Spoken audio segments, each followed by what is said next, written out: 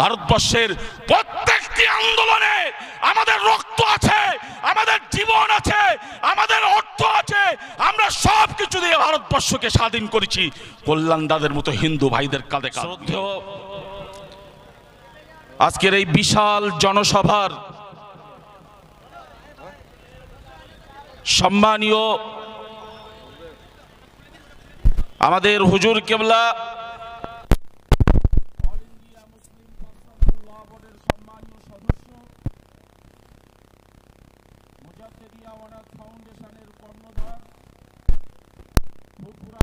শরীফের মুখ্য নির্দেশক হুজুর কেবলা,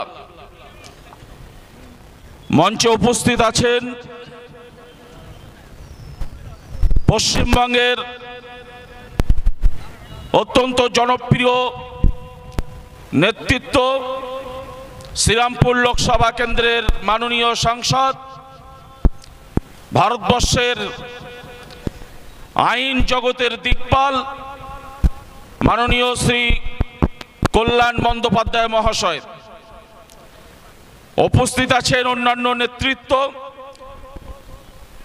ভাঙড়, ঘটপুকুর, মিলনবাজার, সনপুর বিভিন্ন শাখা মুজাদ্দিদি আমানত ফাউন্ডেশনের নেতৃত্ব, এবং আজকের এই সভা যিনি সঞ্চালনা করছেন মুজাদ্দিদি আমানত ফাউন্ডেশনের কেন্দ্রীয় সদস্য ভাই কাজী জালালউদ্দিন সাহেব, এবং সমবেত হাজার হাজার তৌহিদি জনতা যারা আজকের এখানে উপস্থিত হয়েছেন।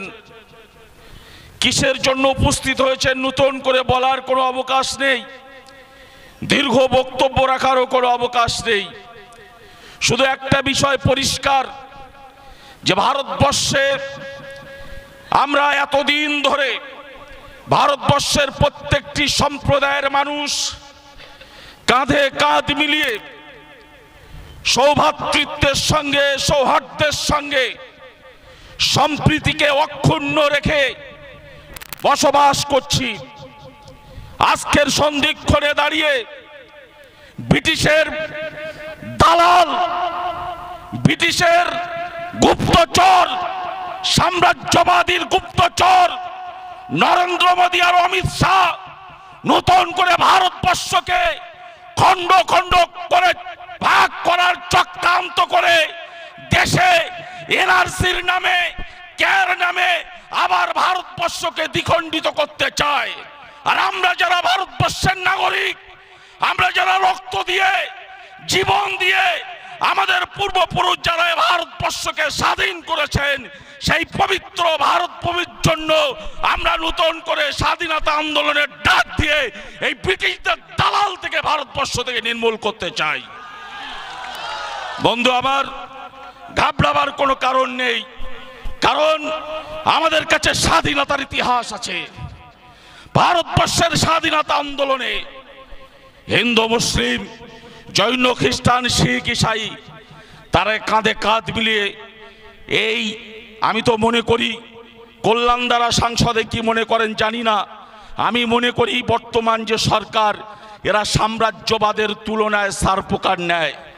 সাম্রাজ্যবাদের 200 বছরের শিকড় যদি ভারতবর্ষের নাগরিক উপড়ে দিতে পারে, এদেরকেও ভারতবর্ষের মাটি থেকে আমরা নির্মূল করতে সক্ষম হব ইনশাআল্লাহ।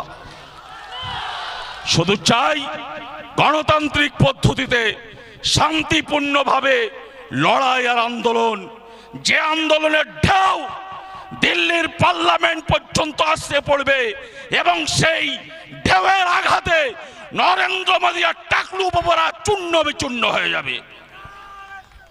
বন্ধু আমার, এখানে বিগত দিনে যেমন একদিকে ক্ষুদিরাম বসু আর একদিকে আশফাকুল্লাহ, একদিকে মৌলানা আবুল কালাম আজাদ আর একদিকে মহাত্মা গান্ধী, তারা কাঁধে কাঁধ মিলিয়ে আন্দোলন করেছিলেন। আজকের দিনও একদিকে পীর সাহেব কেবলা আর একদিকে কল্যাণ বন্দ্যোপাধ্যায়ের মতো ব্রাহ্মণ ঘরের ব্রাহ্মণ মায়ের সন্তানও ঐক্যবদ্ধ হয়েছে। ফলে এই ভারতবর্ষের দালালরা তোমরা সাবধান হয়ে যাও, এই ভারতবর্ষের দালাল তোমরা, ব্রিটিশের দালাল তোমরা সাবধান হয়ে যাও। এ দেশ আমার পবিত্র মাতৃভূমি। এখানে যারা উপস্থিত হয়েছেন জানেন আল্লাহ রসুল সাল্লাল্লাহু আলাইহি সাল্লাম বলেছেন, দেশকে ভালোবাসা ইমানের অঙ্গ। ফলে সেই দেশের অখণ্ডতা, জাতীয় সংহতি এবং সম্প্রীতি বজায় রাখার জন্য প্রয়োজনে আমরা দেশের জন্য শহীদ হতে রাজি, কিন্তু দেশকে আমরা খণ্ডিত হতে দিতে পারবো না, দেব না। বন্ধু আমার, তাই আসুন আজকের দিনে লড়াইয়ের শপথ নিন। তবে সে লড়াই হবে শান্তিপূর্ণ লড়াই, সে লড়াই হবে সম্প্রীতির লড়াই। আপনারাও তো এখানে এখনো চাষাবাদের সঙ্গে যুক্ত আছে, মেগাসেটের হাওয়া লাগলেও যারা এনআরসি করতে আসবে দেখবেন ওই নাঙল চষার সময় গরু যখন কথা না শোনে না, মাঝে মাঝে পাঁচনও চালাতে হয়, মাঝে মাঝে পাঁচনও তো চালাতে হয়। সেই জন্যে আগামী দিনে ভারতবর্ষের পবিত্রতা বজায় রাখার জন্য গরু এবং গরুর ভক্তদের মাদার কাঁচা আমাদের চালানোর জন্য তৈরি থাকতে হবে। তবে সবটাই গণতান্ত্রিক পদ্ধতিতে, কারণ আমাদের কাছে আছে আমাদের পবিত্র সংবিধান, যে সংবিধান আমার মাইকের ফোনের সামনে কথা বলার অধিকার দিয়েছে, যে সংবিধান ঘটপুকুর থেকে এত দূর পর্যন্ত আমার আসার অধিকার দিয়েছে। আমার সেই পবিত্র সংবিধানকে এরা ধ্বংস করতে চাইছে। সেই পবিত্র সংবিধান বাঁচানোর ডাক দিতে হবে।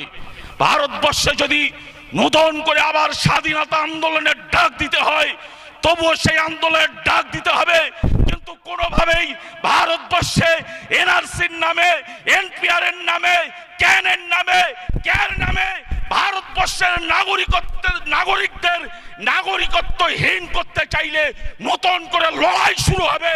যে লড়াই ব্রিটিশরা দেখেছিল, সাম্রাজ্যবাদ দেখেছিল, সেই লড়াইয়ের আহ্বান আবার জানাতে হবে। তাই আসুন, পীরজাদা তোহা সিদ্দিক সাহেব, মুজাদ্দিদিয়া অনাথ ফাউন্ডেশনের কর্ণধার, অল ইন্ডিয়া মুসলিম পার্সোনাল ল বোর্ডের সদস্য, তিনি সংগঠন করেন ঠান্ডা মাথায়, তিনি সংগঠন করেন সংবিধানকে সামনে রেখে, দেশের আইনকে সামনে রেখে। সেজন্য তার যারা সৈনিক আমরা আছি, তিনি যেভাবে নির্দেশ দেবেন আমরা সেইভাবে সেই নির্দেশ অনুযায়ী চলব, সেইভাবে এগিয়ে যাব। একটা জিনিস এখানে কল্যাণ দ্বারা আছেন, তারা নিশ্চয়ই বলবেন ভারতবর্ষের যত স্বাধীনতা আন্দোলন সংগঠিত হয়েছে, নরেন্দ্র মোদী, অমিত শাহের ক্ষমতা নেই, একটিও ইতিহাস দেখাতে পারবেন না যে ভারতবর্ষে যত স্বাধীনতা আন্দোলন সংগঠিত হয়েছে অমুক স্বাধীনতা আন্দোলনে মুসলমানদের অবদান নেই। এটা দেখাতে কেউই পারবে না। ভারতবর্ষের কোনো ঐতিহাসিক পারবে না, ভারতবর্ষের কোনো লেখক পারবে না। ভারতবর্ষের প্রত্যেকটি আন্দোলনে আমাদের রক্ত আছে, আমাদের জীবন আছে, আমাদের অর্থ আছে। আমরা সব কিছু দিয়ে ভারতবর্ষকে স্বাধীন করেছি, কল্যাণ দাদের মতো হিন্দু ভাইদের কাঁধে কাঁধ মিলিয়ে। শেষ করতে। আর আজকে কোথাকার কে আমলা ভাতে দে, মাত্র কয়েকদিন দেশের ক্ষমতায় এসে, ক্ষমতার অহংকারে এসে, অহংকারী হয়ে দেশকে টুকরো টুকরো করার ষড়যন্ত্র করে আমাদেরকে নাগরিকত্বহীন করার চেষ্টা করছে। অতটা সোজা পশ্চিমবঙ্গের একজন ঘোষ মহাশয়দের কলঙ্ক, ঘোষ টাইটেলের কলঙ্ক, একজন বাবাজি আছেন, তিনি বলছেন 2 কোটি মুসলমানদেরকে গলা ধাক্কান দিয়ে পার করে দেব। আমি তাকে জানাতে চাই এবং আইবির মাধ্যম দিয়ে, মিডিয়ার মাধ্যম দিয়ে স্পষ্টভাবে কথা বলতে চাই যে 2 কোটি নয়, পারলে 2 কোটি মুসলমানদেরকে জীবন নিতে পারে, কিন্তু একজনকে ভারতবর্ষ ছাড়া করার ক্ষমতা তার নেই। চ্যালেঞ্জ দিলাম। আমরা জীবন দিতে পারি, কিন্তু এই পবিত্র মাতৃভূমি ভারতবর্ষ থেকে 1 ইঞ্চি জমি আমাদেরকে কেউ কেড়ে নিতে পারবে না, কারো ক্ষমতা নেই। আল্লাহ আছে আমাদের মাথার উপরে, সৃষ্টিকর্তা আছে আমাদের মাথার উপরে। শুধু আপনাদের কাছে করজোড়ে অনুরোধ করব, প্রত্যেকটি আন্দোলন হবে গণতান্ত্রিক পদ্ধতিতে, নেতার নেতৃত্ব অনুযায়ী, নির্দেশ অনুযায়ী। কারণ ইসলামে একটা কথা আছে, জানেন, আপনারা সকলেই জানেন, ভাঙড়ের মাটি আলেম ওলামার মাটি, আমিরের হুকুম মানা, আমিরের নেতৃত্ব মানা শরিয়াতে ইসলামে ফরজ। ফলে কিছু জায়গায় যদি আমরা স্বঘোষিত নেতা গজিয়ে উঠে বিক্ষিপ্ত এবং অবাঞ্ছিত আন্দোলন যদি আমরা করি তাহলে আমাদের মূল লক্ষ্য থেকে আমরা কিন্তু সরে যাব। আর এই সাম্রাজ্যবাদের দালাল সেটাই চাইছে যে মুসলমানরা ভাঙচুর করুক, যদিও আলহামদুলিল্লাহ এখনো পর্যন্ত ট্রেন ভাঙচুর থেকে যা হয়েছে সব তাদেরই সদস্য টুপি মাথায় দিয়ে ধরা পড়েছে। কারণ আমরা আল্লাহ রসুলের আদর্শ মানি, ধরানো পড়ানো এতে আমরা বিশ্বাসী নই। তবে আমরা যেদিন শুরু করব, আপনারা জানেন, মাফ করবেন, অনেক আমার হুজুররা রয়েছেন, সিনেমাতে কি হয়, সিনেমাতে কি হয়, প্রথম ভিলেনরা মারে আর নায়করা মার খায়। কিন্তু নায়করা যেদিন শুরু করে ফিল্ম শেষ না হওয়া পর্যন্ত ভিলেনদের মার খাওয়ার শেষ থাকে না। আজকে কল্যাণদা পীর সাহেব কেবলার মতো নায়করা মার খাচ্ছেন, ফলে দুর্বলতা ভাববেন না। এরা যেদিন শুরু করবে সেদিন ভারতবর্ষের সমস্ত সাম্প্রদায়িক শক্তি শেষ না হওয়া পর্যন্ত শেষ হবে না, এটাই আমাদের শপথ। এই বলে সকলকে সংগ্রামী অভিনন্দন জানিয়ে আগামী দিনে পীরজাদা তোহা সিদ্দিক সাহেবের হাতকে শক্ত করুন, এই আন্দোলনকে শক্তিশালী করে এগিয়ে নিয়ে যান। দেখবেন আমরা যেমন ছিলাম তেমন আছি, যারা ফই ফই করছে তারা শেষ হয়ে গেল। আল্লাহ পাক রব্বুল আলামিন কবুল করুক। এই বলে সকলকে অভিনন্দন জানিয়ে আমি আমার বক্তব্য শেষ করছি। জয় হিন্দ, খোদা হাফেজ। মুজাদ্দিদি আমানত ফাউন্ডেশন জিন্দাবাদ, পীরজাদা তোহা সিদ্দিক সাহেব জিন্দাবাদ।